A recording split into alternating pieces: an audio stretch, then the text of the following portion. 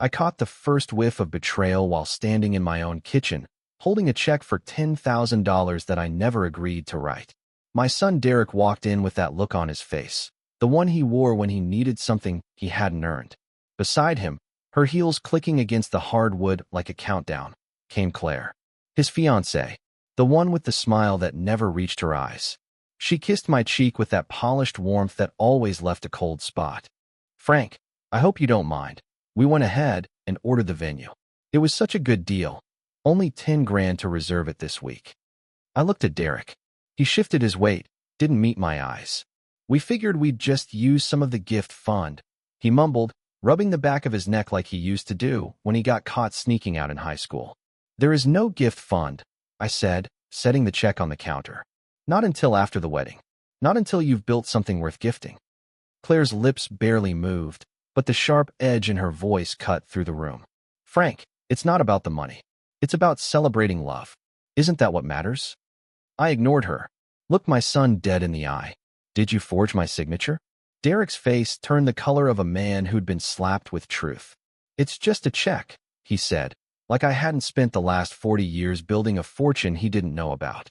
"You weren't using it." I picked up the check, held it between two fingers like it might rot through my skin. "Claire," I said, my voice low, "why don't you give us a minute?" She blinked like she hadn't expected to be dismissed. "Of course," she said, stepping out of the kitchen, but not before giving Derek a look that said, "Don't screw this up."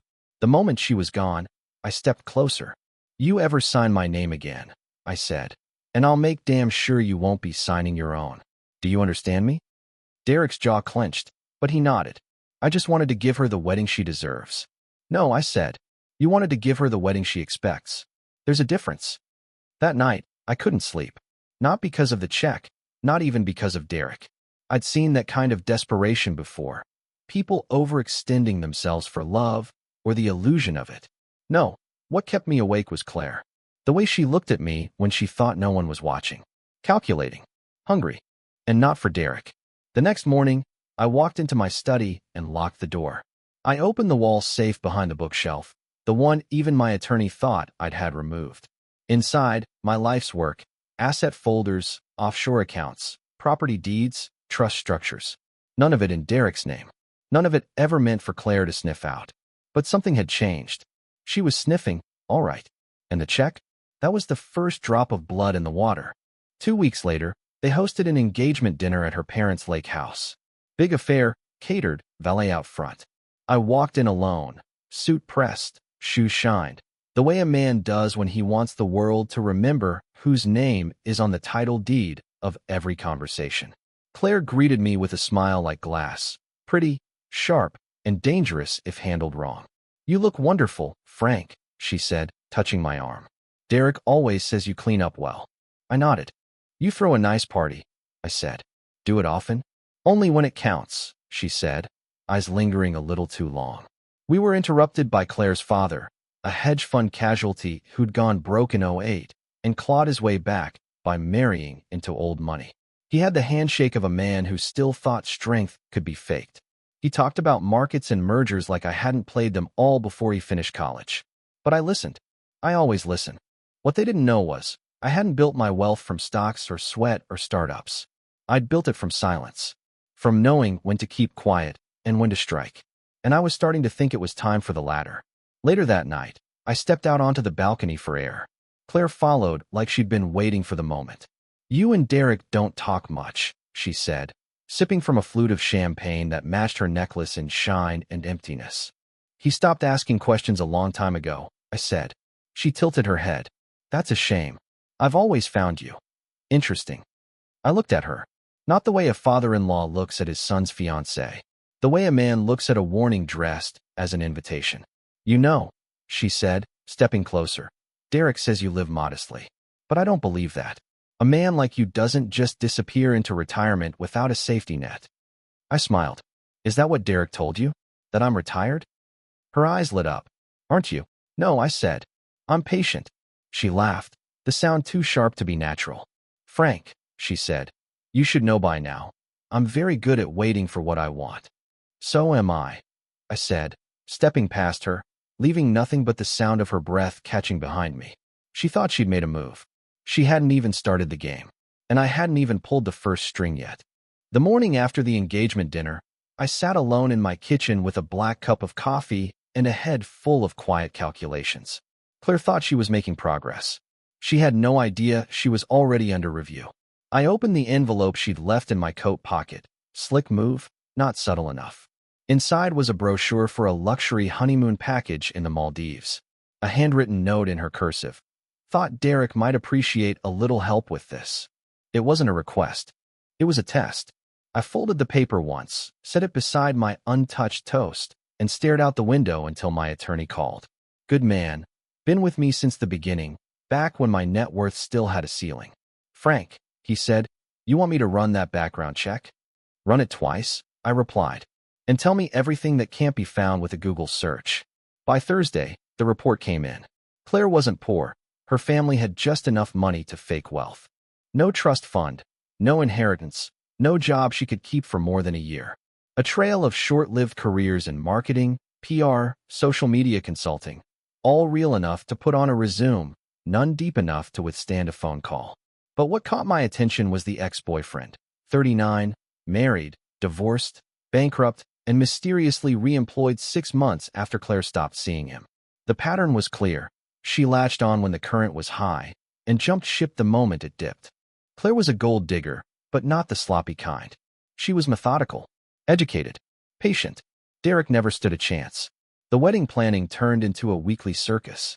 Claire's scheduled dinners, fittings, floral consultations, all under the assumption that my presence and wallet were expected. Derek never pushed back. He deferred. He nodded. He smiled like a man already too deep in debt to swim for shore. One night after dinner, I caught him in my garage looking at the old Corvette I kept under the tarp. Nice car, he said, running his hand along the fender. Never drive it. Wasn't built for short trips, I said. He laughed, but it didn't reach his eyes. Claire thinks we should move closer to the city. Bigger opportunities. Bigger house. She's thinking kids, early. Are you? I asked. He hesitated. I don't know, Dad. She says we'll be fine. That with your help. I cut him off. Derek, let me ask you something. He looked up, cautious. Do you think your fiancé would still be here if I were broke? He blinked. What kind of question is that? Answer it. I don't know, he said, shaking his head. Why would you ask that? Because I know the look, I said. And I've seen it before. She's not marrying you. She's investing. He stepped back.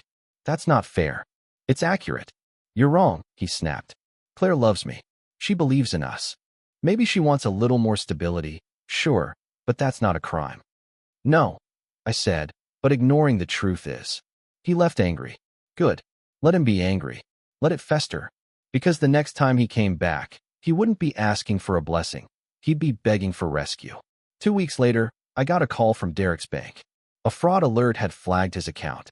Multiple large charges on his joint credit card with Claire, none of which he could explain. Jewelry store, luxury furniture, a private stylist. Over $40,000 in less than a week. That same day, I got a call from a friend in real estate. Claire had requested a showing, a loan, for a property I happened to own under one of my shell companies. Said she was scouting an upgrade for her father-in-law. I had the property manager install cameras the next morning. When I saw the footage, I sat still for 20 minutes. Claire hadn't come alone. She brought a man. Not Derek. Taller. Older. A tech investor I recognized from the charity circuit. They walked through the penthouse like it already belonged to them. She ran her hands along the kitchen counters. He wrapped an arm around her waist. At one point, she whispered something in his ear, and they both laughed. She wasn't scouting for me. She was shopping for herself. And she wasn't planning a marriage. She was building an exit strategy. I didn't tell Derek. Not yet. He wouldn't believe me anyway. He'd accuse me of jealousy, of being stuck in the past, of not wanting him to be happy. So I waited. Claire called me 3 days later. Frank, she said, we'd love to have you join us for the cake tasting this weekend. I don't like cake, I said. But it's part of the process, she cooed. Your family. I'll pass.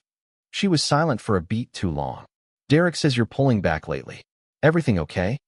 Fine, I said. Just watching the market. Any changes? Always, I said. You just don't see them until they're behind you. She laughed nervously. Well, If you ever want to talk investment opportunities, I've got a few ideas. I'll let you know, I said, and hung up. That weekend, I made a phone call of my own to a friend at the IRS. I wasn't filing a report. Not yet. But I wanted to know if there were any open items of interest regarding Claire or her family. Turns out, there were. A pending audit on her father's business, and an inquiry into foreign bank transfers tied to one of Claire's short-lived LLCs. The walls weren't just closing in. They were already touching. Sunday afternoon, Derek showed up at my house unannounced. He looked pale, shaken. "I need to ask you something," he said. "Come in," I said, stepping aside. He sat at the kitchen table, fingers laced together so tight his knuckles turned white. "Did you know about Claire's credit cards?" he asked. I said nothing. "She says it's all wedding stuff, that she'll pay it back. But I don't know, Dad. I found emails between her and some guy named Russell, talking about investments, about cashing in." My silence was an answer. He looked at me. "You knew?" I suspected. "Why didn't you tell me? Would you have believed me?" He looked down. "No." I pushed a folder across the table. Photos, emails, screenshots, proof. He didn't speak. Just flipped page after page, face going slack. When he finished, he leaned back in the chair and said nothing for a full minute. Then he whispered, "She never loved me, did she? She loved the idea of you," I said. "What you could become. What she thought she could access through you." He closed the folder. "She can't find out, I know. Not yet. What are you going to do?" He looked up at me with eyes I hadn't seen since he was 12 and lied about breaking the neighbor's window. "Whatever it takes," he said. I nodded slowly. "Then it's time we get started."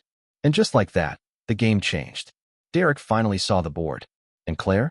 Claire was still playing checkers. It started with a whisper, literally. Derek's call came at 1:14 a.m., his voice low and breathless. "She's been asking about you," he said. Not casual, direct questions. Your business, your properties, your accounts. I sat up in bed, no need for light. "She say why?" "No," he said. "But she found your name on the deed to that penthouse. The one she walked through last week." "So she's not just greedy," I said. "She's sloppy." "No," Derek whispered. "She's cornered." That changed things. When people like Claire sense the mask slipping, they don't retreat. They accelerate. I told Derek to stall, smile, agree to everything. He was to act blind, keep the wedding plans moving forward, tell her I'd promised a large contribution after the ceremony, make her believe it was still hers to lose. Then I made a call to someone I hadn't spoken to in 4 years, Tessa Milburn, private investigator. We'd had history once, short, efficient, unsentimental. She knew how to pull secrets out of concrete. I didn't waste time with pleasantries. "She's 32, blonde, 5'10", Claire Whitmore," I said. "I want the works." Tessa didn't ask why. She never did. "Give me 72 hours. She called back in 36. "I got something," she said. "Something she wouldn't want you to know." Claire had changed her name at 23. Not legally, but professionally. Her birth name was Clarissa Wheeler. There was a sealed case in Connecticut, a civil lawsuit. The records were heavily redacted, but Tessa had a contact in Stanford PD. "Wheeler versus Magnus," she said. "NDAs all over it. But what leaked is enough." Claire had been an intern at a financial advisory firm. The CEO, a married man, was caught in an embezzlement scandal. A quiet settlement followed. Claire was paid off.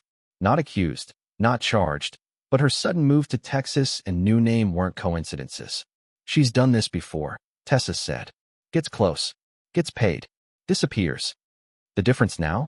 She thought she'd finally found the big score. A billionaire father-in-law just old enough to be cautious and just distant enough to be underestimated. Except I wasn't cautious. I was prepared. The same day Tessa delivered the files, Derek brought me something unexpected. "A prenup," he said, setting a blank template on the table. I stared at it. "You serious?" "I want to do this right," he said. "If this ends badly, I want it to be her problem. Not yours. Not mine." It was the first time I looked at him and saw more than a confused kid. "You're sure?" I asked. "I need your help," he said. "I want it airtight. No loopholes. She walks with nothing if this goes sideways." I brought in my estate lawyer that afternoon. We drafted the kind of prenup that could make a Wall Street divorce attorney weep. Claire would get nothing. No stake in businesses, no access to trusts, no claim to assets acquired before or after the marriage. Just a standard separation clause. If she stayed 10 years, she'd walk away with a small stipend. Derek handed it to her the next night. And that's when the storm started. She didn't rage. She didn't cry. She laughed. Soft at first. Then louder. "You think I'm after your father's money?" she said, placing the papers on the counter like they were beneath her. Derek said nothing. She walked around the kitchen like a shark sizing up an injured swimmer. "You know what this says? It says you don't trust me. That you never did." Still, he said nothing. She stopped, voice dropping. "Tell me you didn't do this on your own." He looked at her. "You want the truth?" "No," she said, eyes narrowing. "I want the truth that won't insult me. You followed a man into a penthouse that wasn't yours. You've been asking about bank accounts. You forged my name on a line of credit." "I didn't forge anything." "You did," he said. "We have the security footage." That stopped her. For the first time in months, she blinked like someone had slapped her across the face with ice water. Then, something shifted. Her voice softened. "Derek, I never wanted this to be ugly. I love you. But you don't understand how pressure works. How women like me, like us, have to survive." He shook his head. "This isn't survival. It's strategy." She stepped closer. "You really want to throw this away? Over some technicalities? I was planning a life with you." Derek pulled the prenup back toward him. "Then sign." Claire stared at him for a long moment. Then she turned, walked out, and slammed the door behind her. For 72 hours, we heard nothing. Then the phone rang. It was Derek's assistant, panicked.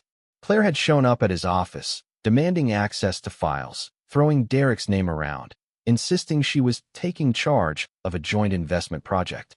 She wasn't just pushing, she was testing boundaries. And she wasn't done. Later that day, I received a letter in the mail. No return address.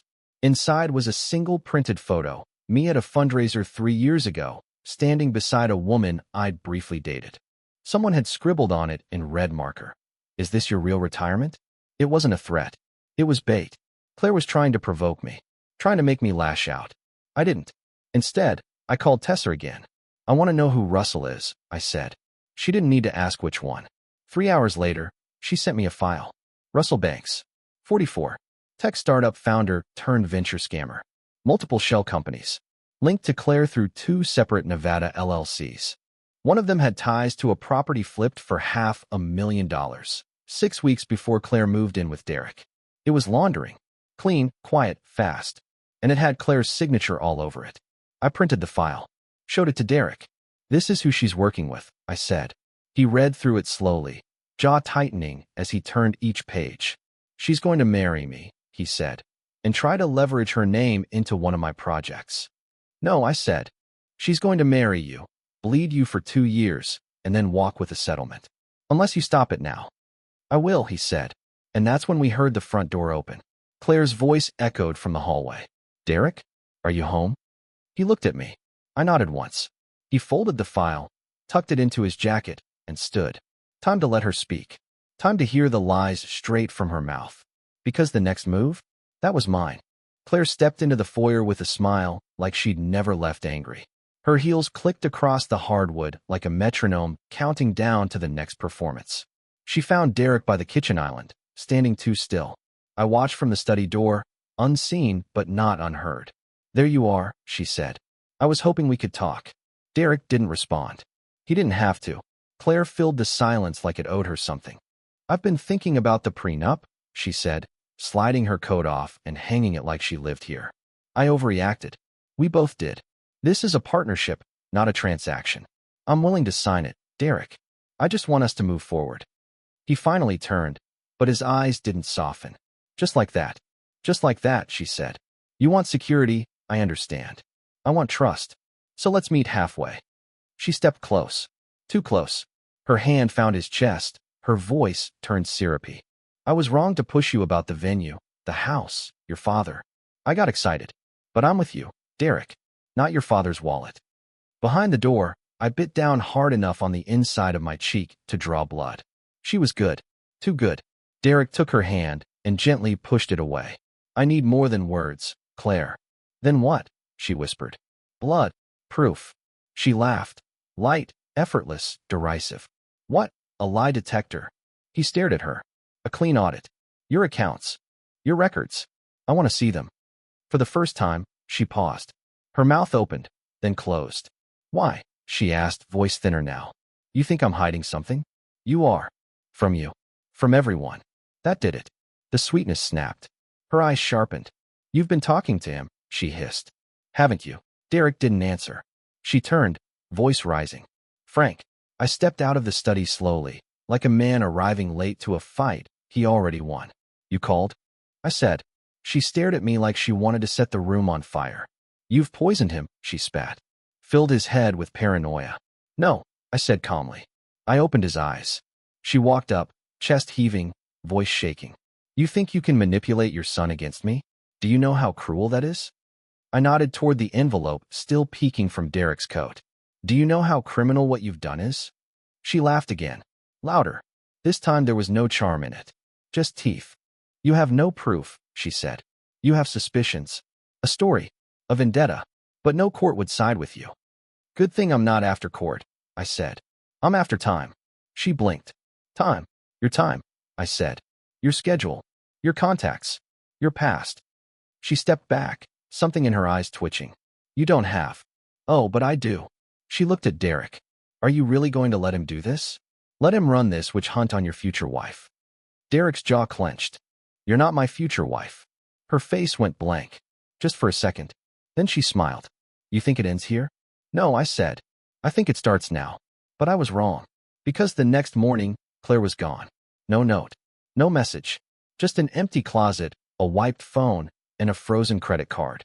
The files Tessa had pulled disappeared from the cloud backup. My system had been breached. Someone had known where to look and how to clean it clean. She moved fast, like she'd done this before. Derek was rattled, but not broken. She'll resurface, he said. She won't, I replied. She'll rebuild under a new name. Maybe marry richer. Maybe play the long game. He looked at me. So what do we do? I opened my laptop and pulled up the offshore account where her Nevada LLC had sent $250,000. We set the trap again, I said. We bait it better. And next time, we don't miss. But Claire? She was already moving. And she wasn't going to make the same mistake twice. It took less than a week for her to disappear completely. Her phone, deactivated. Her email, bounced back. Her car, left parked at a train station 20 miles away. Her lease terminated. Bank account drained. By the time Derek tried logging into their joint wedding registry, the site was gone. Deleted. No backups. She hadn't run. She'd planned an exit. I'd seen it before, in business, in politics. The great vanish. The final pivot before consequences catch up. But seeing it from inside my own family, it left a different kind of sting. Derek was quiet those days. Not withdrawn, focused, obsessed. He came by my house every evening, laptop in hand, running searches, checking flight manifests, pulling up social media accounts of her old friends, colleagues, even the florist they'd hired. Always the same question in his eyes. Where is she? And always the same answer. Gone. I kept working my own angles, calling in favors I hadn't touched in years. Offshore contacts. Private financial monitors. Attorneys I trusted enough to ask dangerous questions. Tessa kept digging too, but even she admitted, she's 2 steps ahead, Frank. Wherever she went, she didn't leave a trail. Not a fresh one. By the end of the second week, Derek cracked. Not dramatically. He wasn't that kind of man. But he showed up at my place. Eyes red, voice flat. I lost her. I let it happen. You didn't lose anything, I said. You avoided a life sentence. He nodded, but didn't believe it. I was going to marry her. No, I said. You were going to fund her next chapter. He didn't argue. Just stared at the fireplace for a long time. Then said something I hadn't expected. She didn't love me. It wasn't a question. It was a verdict. I let the silence sit between us, heavy as stone. He stayed late that night. Slept in the guest room. In the morning, he made coffee, left a note, and went home. For a while, the house was quiet again. Too quiet. And that's when the doubt started creeping in. Not about Claire. Her guilt was beyond question. But about the loose ends. The timing. The way everything vanished so cleanly. It wasn't just clever. It was resourced. You don't disappear that perfectly on a bridal consultant salary. Which meant someone else was involved. Someone with reach. Possibly Russell. Possibly not. And then, right when I was starting to accept that we'd lost her trail, hope arrived in the form of a 20-year-old college student. Avery, Derek's niece. My granddaughter. She came by one Saturday afternoon, said she'd been worried about her uncle, wanted to see how I was holding up. She brought coffee, sat across from me, didn't ask many questions, just listened. When I finally gave her the basics, without too much detail, she leaned back and said something that stopped me cold. I think I know where she is. I stared at her. You what? I'm not sure, she said, but I saw her. I think. When? Thursday, she said. I was at the library on campus. She walked in, wore sunglasses, a baseball cap, hoodie. I almost didn't recognize her. Did you talk to her? No. She was gone before I could get up. But she was with someone. Describe him. Tall. White. Black jacket. Looked older. Maybe 40? They didn't talk much. Just walked past the security desk and left through the west doors. I haven't seen her since. I grabbed my phone. Showed her a photo of Russell Banks. She stared. That's him. Suddenly, the game was back on. And this time, she'd made the mistake of stepping too close. College campuses have cameras. Libraries even more so.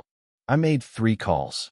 One to campus security, one to the dean's office, and one to the mayor, whose re-election campaign I'd contributed to with enough zeros to get things moving fast.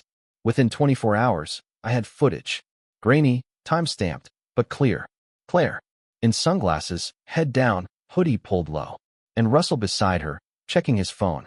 They were in and out in 3 minutes. But they hadn't been subtle. They scanned the bulletin board by the Career Center. They picked up 2 campus newspapers. They sat for exactly 1 minute in a lounge near the back, then left. It wasn't a casual visit. They were scouting, planning, leaving messages. I had the newspapers retrieved. Nothing obvious in the classifieds, no personal ads. But when I laid the copies out next to each other, something strange jumped out. Both papers were the same day's issue, but from 2 different campuses. One from the main campus, the other from a nearby satellite campus 20 miles north. No one reads both unless they have a reason to. And that's when it hit me. They were running interviews. Looking for someone. Or maybe something. I sent Tessa to the satellite campus. She found a student who remembered them. Said they'd posed as alumni looking for interns for a digital investment venture. Left no names. Just a disposable email address. growthaxis86@protonmail.com. We traced it to a burner server in Belize. Untraceable. But I wasn't interested in tracing. I was interested in baiting. So we built a profile. A fake identity. Derek posed as a tech-savvy business grad looking for startup capital. We sent a resume to that burner account. A resume filled with keywords they'd find irresistible. Inheritance pending, family trust, seeking aggressive investors, minimal oversight. We waited. For 2 days, nothing. Then on the 3rd, a reply. From someone calling herself Marla R. No photo. No phone number. Just a request for a video call to discuss possibilities. We said yes. The next night, we sat in front of a blank screen. Derek wore a wire. Tessa monitored from a van down the street. I stood just out of frame. And then she appeared. Hair dyed auburn. Different voice. Higher, softer. But it was her. Claire. She didn't recognize Derek's email address. Didn't recognize the backdrop. But the moment he introduced himself, she leaned in. So your father's wealthy? She asked. Derek smiled.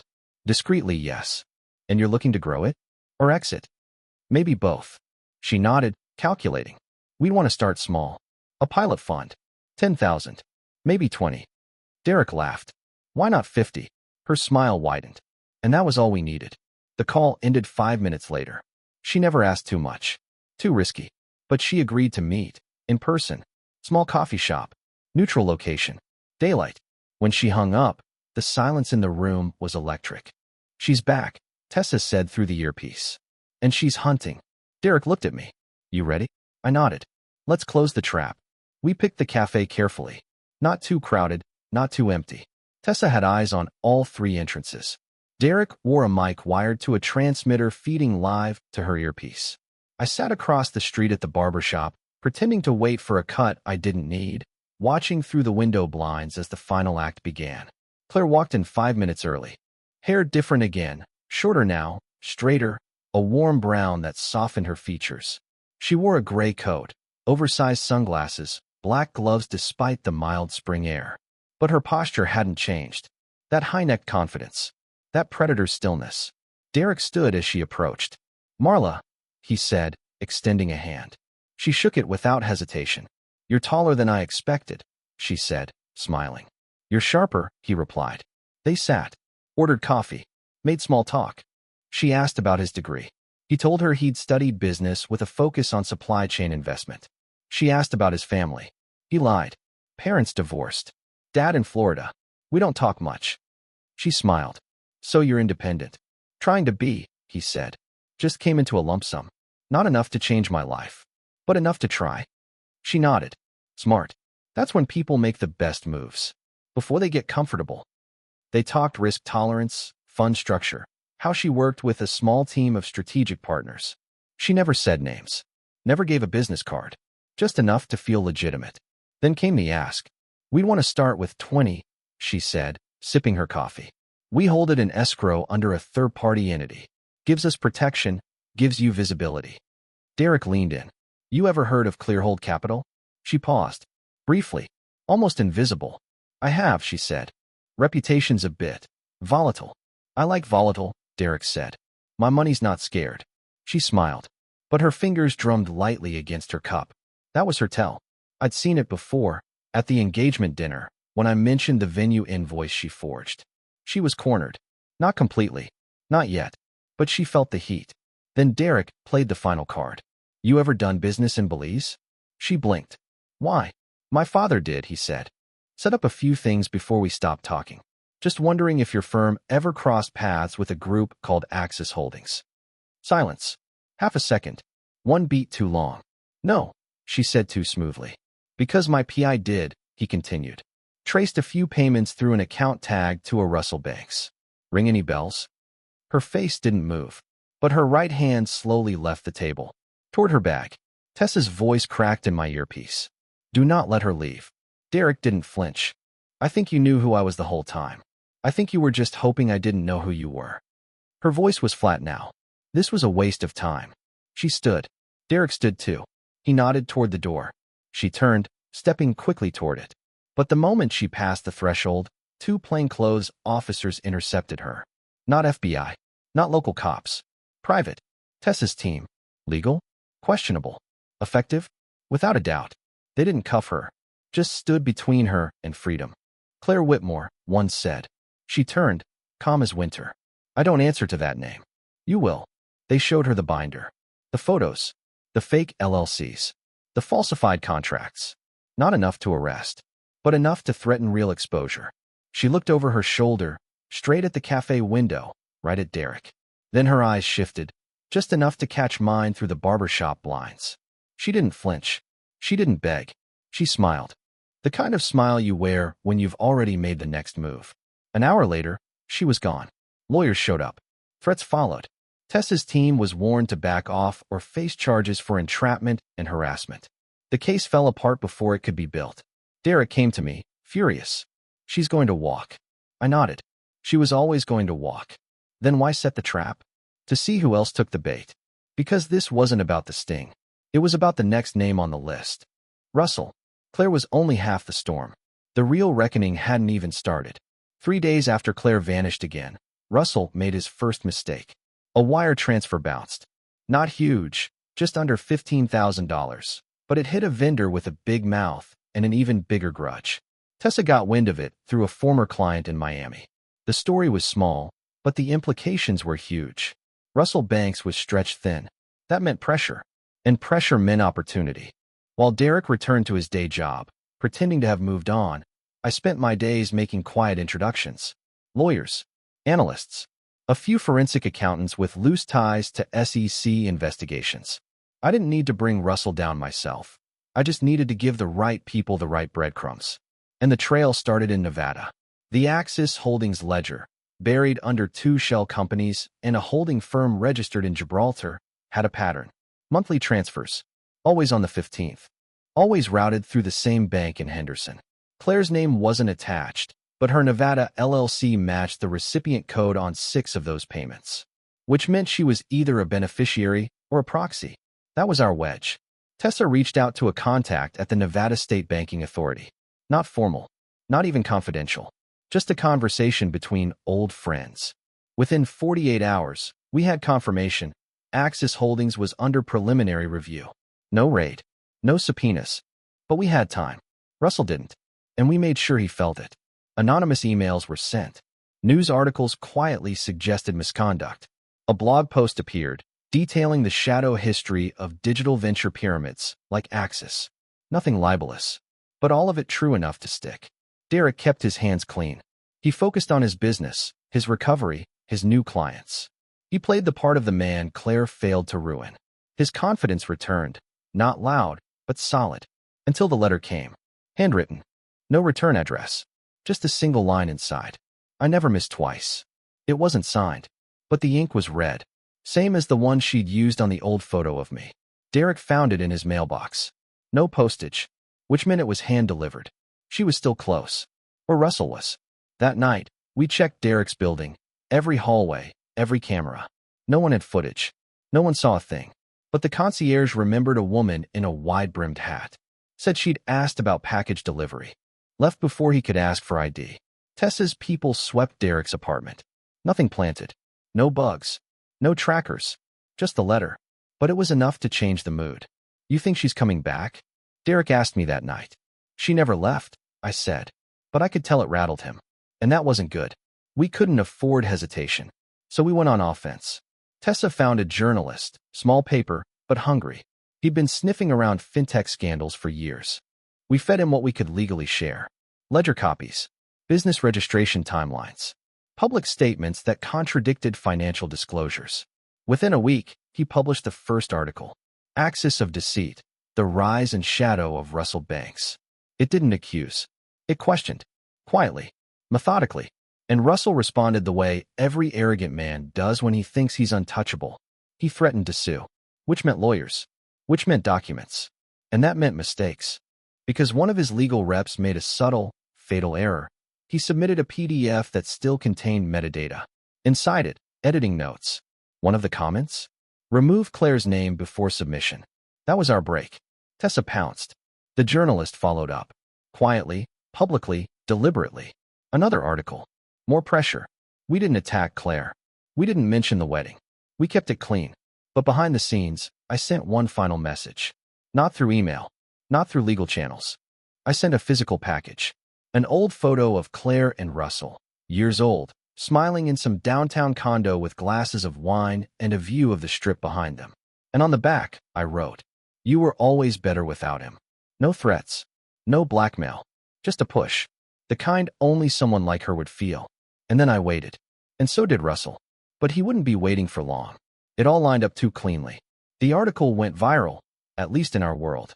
Russell Banks' name was trending in financial circles. His firms were flagged by 3 investor watchdogs within 48 hours. 2 client funds were frozen. One quietly backed out of a partnership deal that would have made him $2 million richer. He started bleeding. And like any man who builds an empire on confidence, he panicked. Derek and I watched from the sidelines. Calm. Focused. Playing it patient. But deep down, I knew the other shoe was about to drop. Claire hadn't shown her face in nearly 3 weeks. Not at the cafe. Not online. Not even in Derek's shadow. But that letter she left, that line, I never missed twice. It sat with me like a loaded chamber. So I didn't relax. I prepared. We doubled surveillance. Tessa ran quiet ops on both of Russell's office buildings. His main one in Palo Alto and the second in Vegas, where he'd started. And then, at 2:14 a.m. on a Tuesday, Derek called me. "You need to see something," he said, voice tight. 10 minutes later, we were staring at his laptop. It was a new video, uploaded anonymously to a message board that catered to whistleblowers and legal observers. The title was simple. You want the truth? It opened with Claire. No disguise. No hoodie. No changed hair. Just her face, clear and calm and terrifyingly composed. "I'm not going to disappear," she said. "Not this time." She turned, looked off camera, then back. "You've all heard stories. Scandals. Names dragged through the mud. But let's talk about the other side. The men who manipulate, control, and erase women when they stop being useful." She held up a document. Blurred, but familiar. One of the old prenup drafts. This was handed to me by my fiancé. Crafted by his father. A man who spent decades building his wealth through silence, fear, and intimidation. My name came next. Full. First and last. Accusations followed. Manipulation, surveillance, intimidation, harassment. She never used the word abuse, but she walked the line with practiced skill. She named Derek, described him as wounded, pressured, easily swayed. Then she pivoted to Russell. And that's where the twist came. She didn't defend him. She threw him under the bus. Said he'd used her. Promised investments. Power. Freedom. Said he told her how to play the game. Told her I'd fold. Told her Derek was weak. Told her she'd walk with 7 figures if she followed the script. Then, according to her, Russell had tried to erase her once she knew too much. Claire ended with this. I know this video won't stop them, but I'm not scared anymore. I have backups. I have allies. And if anything happens to me, the rest of it goes public. The video cut off. Derek sat back, stunned. She flipped. No, I said. She maneuvered. The video wasn't a confession. It was a weapon, and it was aimed at both of us. Now we weren't just chasing her. We were being painted as villains. And the public was listening. Within 12 hours, 3 blogs picked it up. Then a journalist. Then a local affiliate news site ran a segment. Tech investor accused by former fiancé in explosive video. No charges. No legal action. But enough smoke to look like fire. Tessa's phone lit up. Calls from old clients, legal contacts, even one of her ex-sources at the DOJ. You're radioactive, she told me. Even your silence is being used as confirmation. I stared at my phone, then at the TV, where Claire's face now appeared behind a Chiron. Whistleblower or opportunist? And I realized the trap we'd set had been turned against us. We'd exposed Russell, but Claire had exposed us right back. You think she planned this from the start? Derek asked. No, I said. She adapted, like she always does. But she went after you. Why? Because I was the one who saw through her first, and I didn't make it quiet. The problem wasn't the video. The problem was what it unlocked. An ethics probe opened at Derek's company. Nothing formal, just a quiet HR inquiry. His board called him in for a meeting. Asked about the video. Asked about his connection to Russell, to me, to Claire. No one accused him of anything, but no one stood beside him either. That was the game Claire played. Not courtroom wins. Reputation erosion. She didn't need to be right. She just needed to make the truth look like fiction, and us look like the authors. So we pivoted. Fast. I called in the last of my favors. Journalists who owed me silence. Legal analysts who remembered old cases I'd buried. And Tessa went after Russell directly. Dropped a dossier on every client who'd lost money through Axis. Some of them didn't know they'd been cheated. But once they did, they moved. 2 civil suits hit Russell in the same week. A third arrived in the form of a federal subpoena. And just like that, the noose tightened. Not on Claire, but on him. Because she'd bet everything on framing us. And forgot that Russell had buried more bodies than either of us combined. We just gave the world a map. But the damage to Derek's reputation was done. His board offered him a sabbatical. Take some time, they said. Let this pass. He smiled, nodded, packed up his office that day, and left without a word. He came straight to my house. She broke me, he said quietly. No, I said. She broke her cover. You're still standing.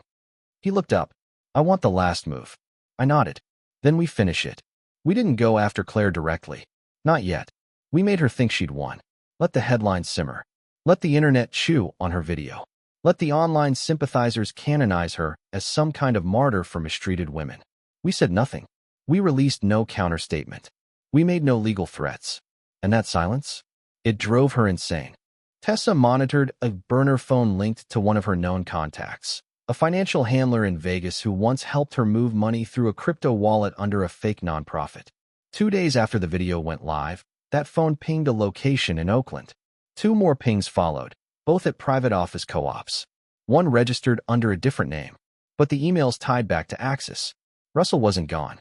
He was hiding, trying to clean house before the walls collapsed. But he didn't know something we did. We had one person on the inside, a man named Leon Vex. Leon used to run security infrastructure for Axis. Left after a dispute over unpaid bonuses and stock options. Tessa found him half-broke and angry, living in a studio apartment with blackout curtains and unpaid utility bills. He didn't trust us at first, didn't want to get involved, until we showed him the metadata Claire had scrubbed. The accounts Russell had tied to employees like him. Accounts that could make Leon look like the architect of fraud instead of the guy guarding the door. That changed everything. Leon gave us one thing. Not a file. A password. One that opened the server vault Russell had locked down 2 weeks earlier. A backup directory mislabeled Q2 strategy docs. Inside, communications. Emails between Russell and a woman named Marla. Wire transfers. Disbursements to offshore accounts. One flagged wit_proj_final vest. That was it. The kill shot. Because while Claire had told the world we were the manipulators, the paper trail showed Russell wiring her money, dictating her moves, coaching her through the wedding, the prenup, the bait and switch. She wasn't a whistleblower. She was a plant. And Russell was the gardener. Derek and I sat with that file for almost 10 minutes before either of us said a word. He broke the silence first. Can we leak it? No, I said. We weaponize it. So we did. We built an anonymous dossier. Sent it to regulators. Sent it to the journalist who'd first run Claire's video. Sent it to Russell's own investors. And then Derek made his move. He went public. Posted a single statement. Straightforward. Legal. Cold. My name has been tied to a recent online video and a series of accusations that I will not dignify with a debate.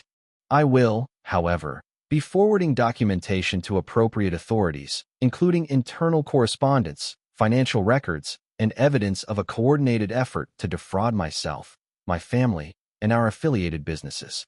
The time for games is over. It went viral in under an hour. Because Derek never said her name.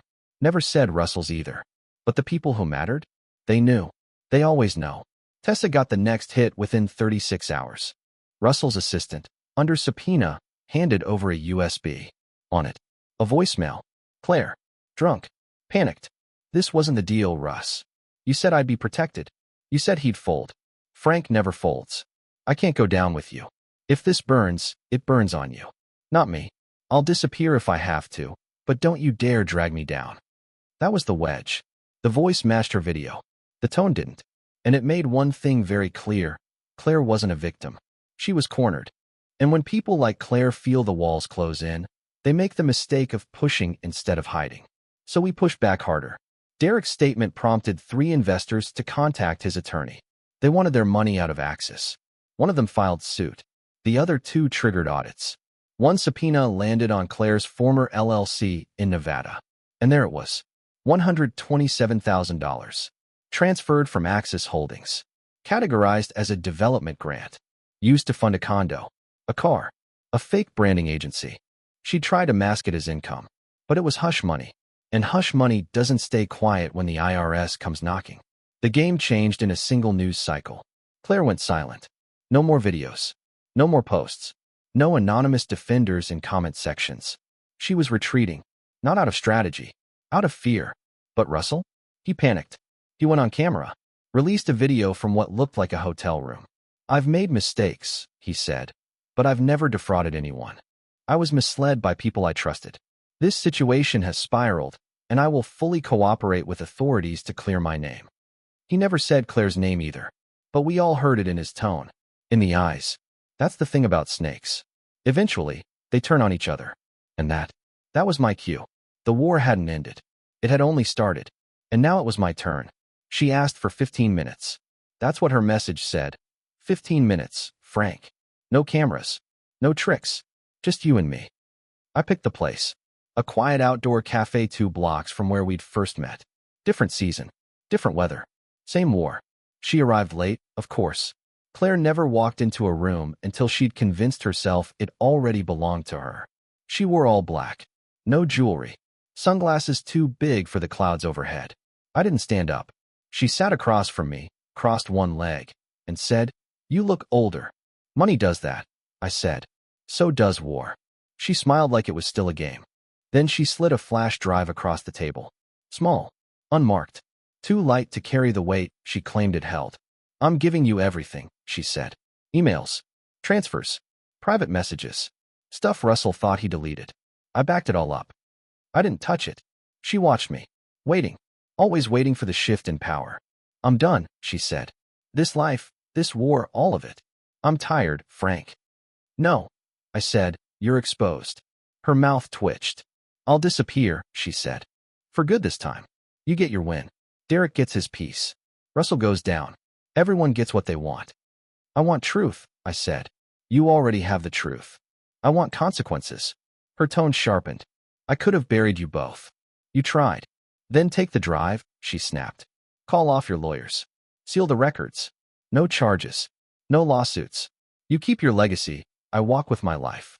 I looked her dead in the eye. You don't walk, I said. You crawl. For the first time in years, Claire's confidence cracked. She reached for the drive like she might pull it back. I placed my hand over it. You wanted to be close to me, I said. Not for love. Not for family. For access. For leverage. You thought the money would blind me. I thought it would distract you, she said quietly. It didn't. I know. She leaned back. Quiet. Cold. I never loved Derek. I never believed you did. She looked away. Then back. He'll never trust anyone again. Then maybe he'll finally live smart. She nodded. No argument left. No fake tears. Just acceptance. You're going to ruin me, she said. I smiled. Not ruin. Then what? Erase. I stood. Left the money for the coffee. Pocketed the drive. And as I turned to leave, she said one last thing. Not bitter. Not angry. Just honest. You're not the man I thought you were. I looked over my shoulder. I never was. The lawsuits followed. Quiet. Relentless. Financial pressure. Asset seizure. Every dollar Russell funneled to her was traced, exposed, taxed, and clawed back. No trial. No headlines. Just slow, calculated suffocation. Russell pled out. 8 years. Claire vanished. No trail. No signal. No goodbye. Derek recovered. Not quickly, but fully. He built a better company, hired better people, and never let love blind him again. As for me, I stayed quiet. Didn't brag. Didn't gloat. But I kept the flash drive. Not for revenge. For memory. Because men like me don't chase closure. We build it.